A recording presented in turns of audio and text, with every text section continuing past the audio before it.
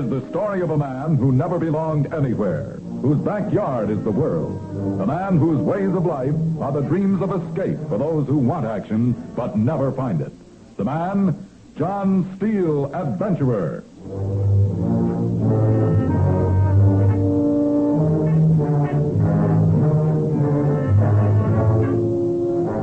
How far down under the crust of the earth must you go to get an idea of the world 1,000,000 years ago?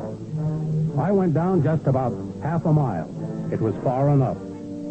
Far enough, even though I had company. The kind of company any guy should like. She was a blonde.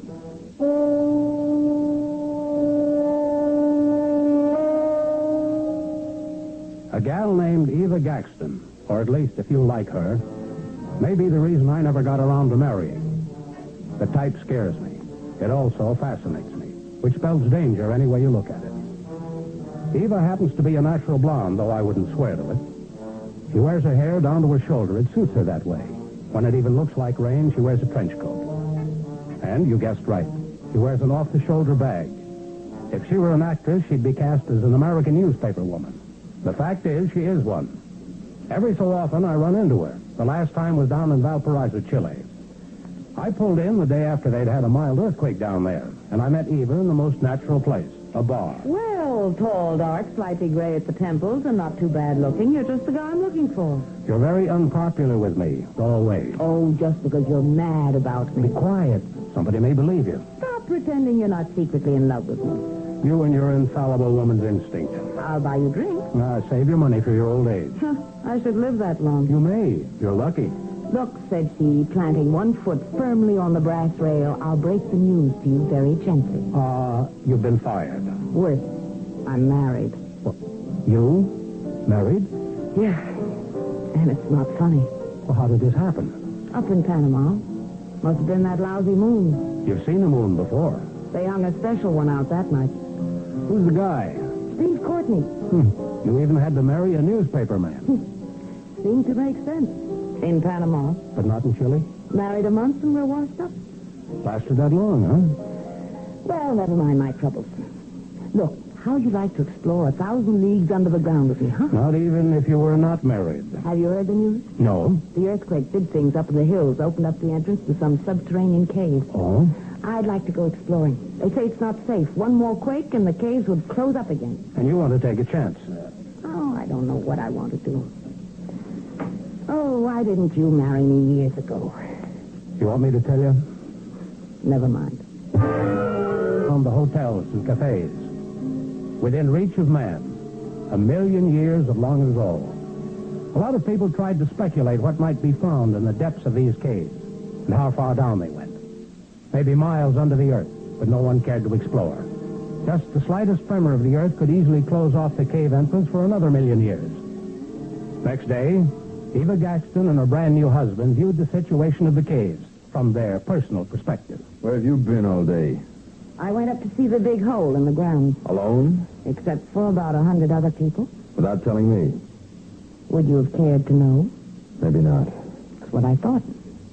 In short, we make a pretty indifferent pair, don't we? It happened awful fast, didn't it? What a jerk I was. Were you? To think you'd give up your job. I never said I would. Man, I could dream, couldn't Oh, I? please. Why should you give it up? There isn't a reason in the world. After all, you make almost 3 times what I make. It'd be silly to give that kind of money up, Steve. Of course it would. I came up here to ask you something. Go ahead. Steve, I've never written my big story. I've covered big ones. I've had a few exclusives, but I've never written that one big one. If I could, maybe I'd quit then. Quit while I was ahead of the game. Steve, maybe this is it. My big story, that cave. Oh, here it comes. Would you go with me into that cave? Are you out of your mind? I'm not crazy. You're off your rocker. There'll be danger, all kinds of danger.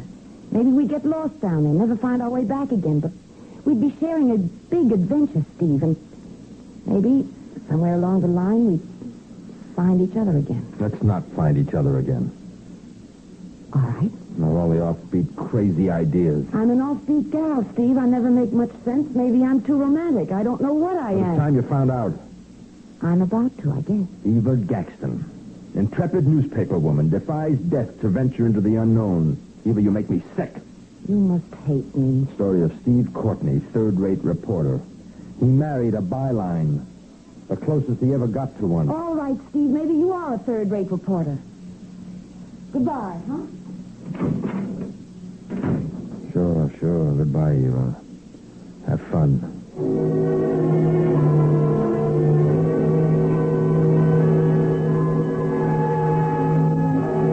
Steve Courtney was your average nice guy. He did a nice average job. He could be depended upon. The world needs guys like Steve, but he didn't have that spark that Eva had. She was a top operator in her field, a first-class correspondent. Not always too ethical in what she did, if it meant getting a story. But underneath it all, she was a good kid. Kid? She was 32, with 15 years of newspaper experience behind her. About 4 a.m., someone knocked at the door of my room at the hotel. It was Steve, and in a bad mood. Oh, she's smart, you know. She's a dame. A dame knows she'll be rescued if she gets into trouble. A dame always knows that. That's why I despise courageous dames. Because they know somebody will bail them out. Where is Eva? I don't know, but I can guess. And you're worried? Me worried about her don't make me laugh. When did you last see her? Midnight. She was on her way out. And you waited until now? I came here for laughs, John. I'm not worried. You may not be, but I am. She's gone to that cave, and that's where we're going.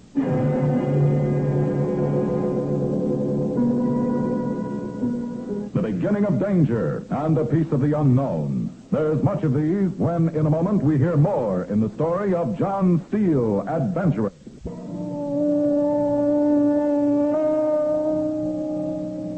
It was dawn. A lot of people watched. Steve and I lowered ourselves down the walls of the big opening in the earth. About 50 feet down, we stood in the entrance to the first subterranean cave. It was as big as the Yankee Stadium, and there was the remains of a petrified forest in it. It was like looking through a telescope and getting an idea of how the world could have looked a million years ago. The air was cold and damp. The water dripped from the roof. Where did this cave lead to? How far down into the bowels of the earth did it go? What was down there? Eva! Come on, Steve. It must have been crazy to come down here. I'm a guy. I'm with you, but I'm scared out of my life. Yeah, come on. How do we know what's over there? We don't. Nobody ever walked here before. Eva did. What do you do with a dame like that? Love and character. Yeah, true. Death do you part. Eva! Keep going. Come on. What happens when it rains outside up in those mountains? These caverns get flooded. That's what I thought. Just a cheerful little thought. Eva! Come on.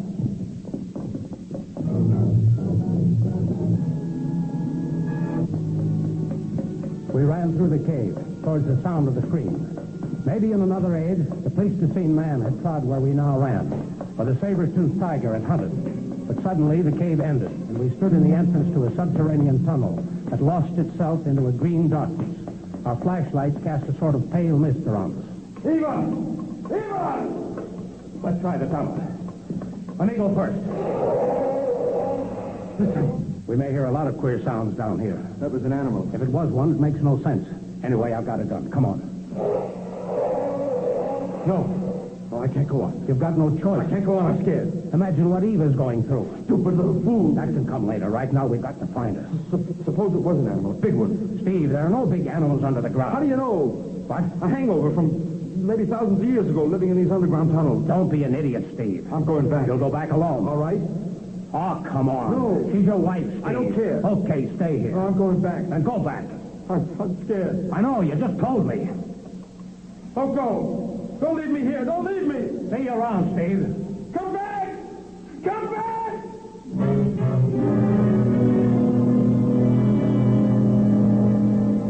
So far, and no further. As I said, Steve was the average guy, only he was scared. He was out of his element. I was scared, too, only I was accustomed to being in jams of all kinds. That was the only difference.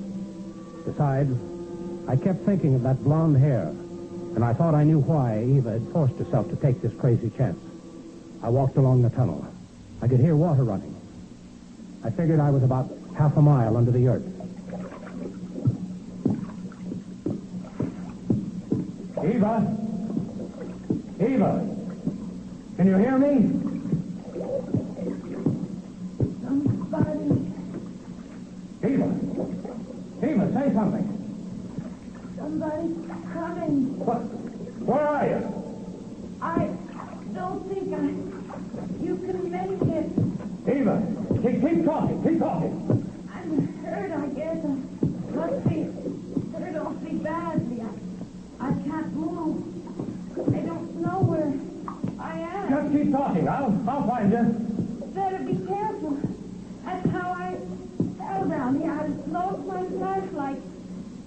I didn't see where I was going. All right, Eva. I can see you now. I'm sorry. It's okay. Hi, John Steele. Hi. We always meet in the darndest places, don't we? Always. We never miss. I didn't bring my cigarette with me. Here. You think of everything. Here's a light. Here's a light. Where are you hurt? My legs. My pretty legs. I can't move them. Don't try. So I'm glad you came. We'll have to figure something out, won't we? Oh, but not so bad down here. Not so good either. I don't mind it. Crazy, huh? But I don't mind it. I'm not even scared. Just now when I was by myself, I wasn't even scared. That's fine. No, you don't understand. You're not scared. I can understand that. That's not really what I mean. No? Kind of peaceful down here. Nobody around. Just all this rock and earth. Feel this earth, Johnny. So soft and cool. Yeah. Real soft. No taxi cabs down here. No subways. No newspapers. No Sunday drivers either. You don't know what I'm talking about, do you? I'm not sure. Do you suppose that was... I don't know. Where's Steve? He went back for help. No, he didn't, John. Yes, he was with me, indeed. I was unconscious for a while. I started coming to. I heard someone yelling. It was Steve. He was scared. Oh, it's all right. Why wouldn't he have been scared? I don't blame him. We've got to get out of here. Have we? There must have been a storm up in the mountains. The water's beginning to filter through down here. We've got to get back up into that tunnel. Why? Because we'll be drowned. This place down here will be flooded. Look at that water already.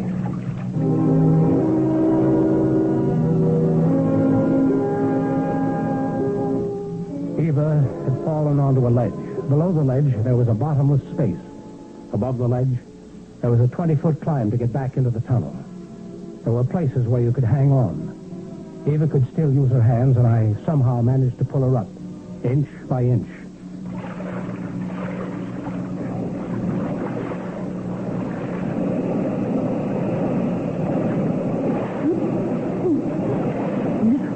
Never mind me. Let go of me.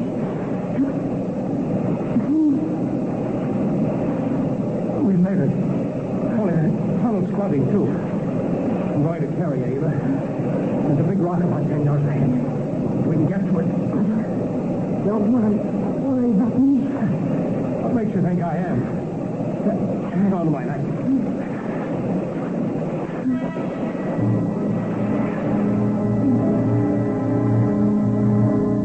Suspense and action. One leads to the other.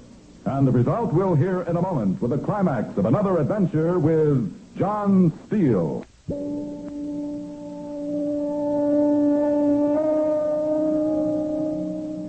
The rush of water over the ledge where I'd found Eva would have carried us both to oblivion if we'd stayed there another 10 minutes.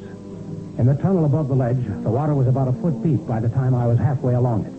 I found a rock formation and hoisted Eva and myself up onto it. That was when I felt my hand come into contact with some alien object, something small. It fell apart as I touched it. I turned my flashlight on it. I stared at it for a moment. It had once been a small pearl-handled pocket knife. I was too exhausted to think much about it and put the pieces in my pocket. Eva was suffering with a pain in her legs.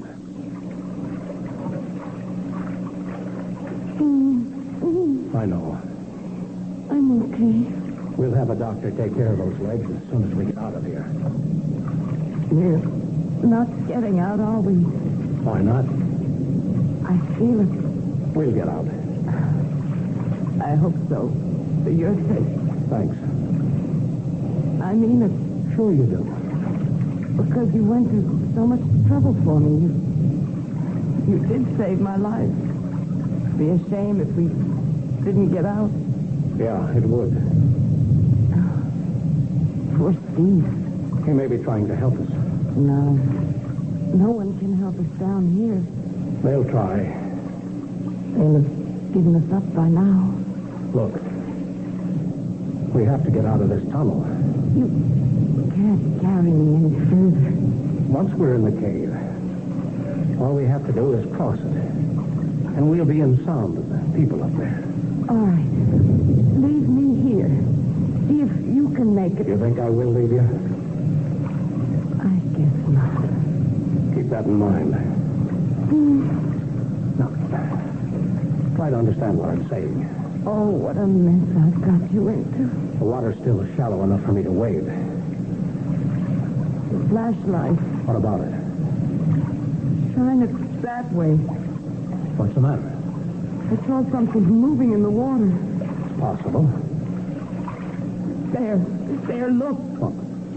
A log. No. Oh, it's something alive. Look at it.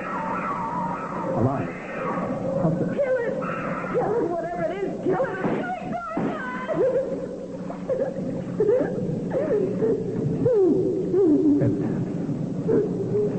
It went past us.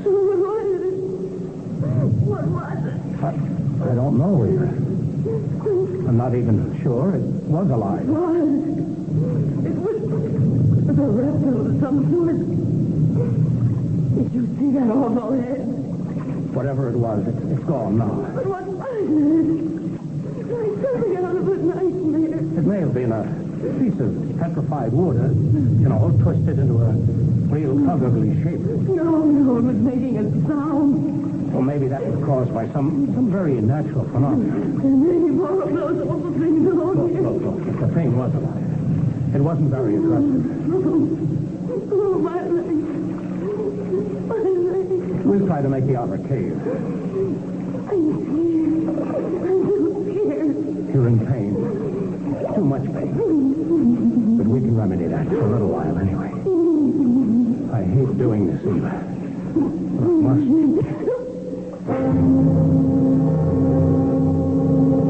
Once more, I carried her. This time, her limp body was over my shoulders. The water in the tunnel was rising rapidly now. I was walking through places where it was knee-high. I was sure it was the end of the line. When I did reach the outer cave, it was flooded. Looked like the Colorado Rapids. I found another rock and lifted Eva up on top of it.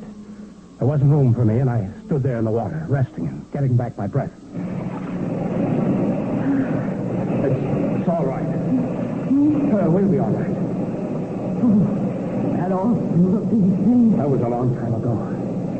We're in the outer cave now. You hit me. You know why I did it. Yeah, I know. In a minute, we'll try crossing the cave. All that water. We can still make it. Still want to carry me? What do you think? I think you're crazy. I think you're crazy about me. You're feeling much better. I'm your secret heart, and you know it. Come on. Let's try it again. Don't hit me again. I'll be okay. My legs seem numb now. There's not much pain. Hold on. Sorry, your head has to hang down. I have a good view of the water. I'm getting a free shampoo. Every few seconds, I grazed against the petrified tree stump submerged in the water. Once, my foot struck something that was oddly soft. I touched the object the second time with my foot, then kept walking. I didn't want to think about what I thought it was. Halfway across the subterranean cave, I saw something at the far end, a white, misty light that swung back and forth.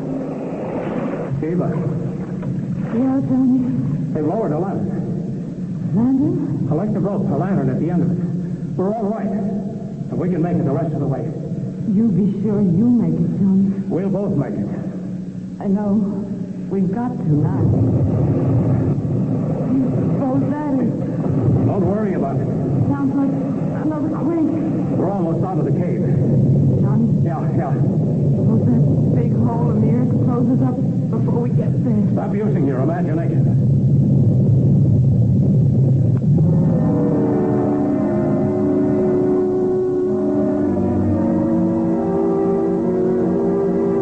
No use trying to kid myself at that moment. It was another tremor in the crust of the earth. I could feel the rock grind under my feet and could feel it shaking as I walked through the swirling waters. But I kept my eyes on that swinging lantern ahead. The opening above the cave entrance was still there. I was sure of it. But it could close at any moment, and even I would be trapped into eternity under the ground. Another 50 yards. Sure. You're in pain again. What's the matter? You'll be all right soon. I missed myself for a minute, Johnny. Don't fight it. I haven't the strength to fight. Sorry. What's that? Nothing. The lantern still there? Yeah, it's there. If they have any sense, they'll have picked up some kind of letter to pull us up with. You're all right. Yeah. I guess you're not. Hang on, baby. Hang on. Just a while longer.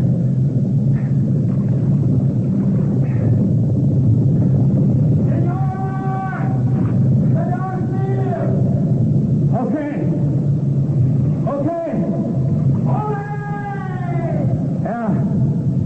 In any language.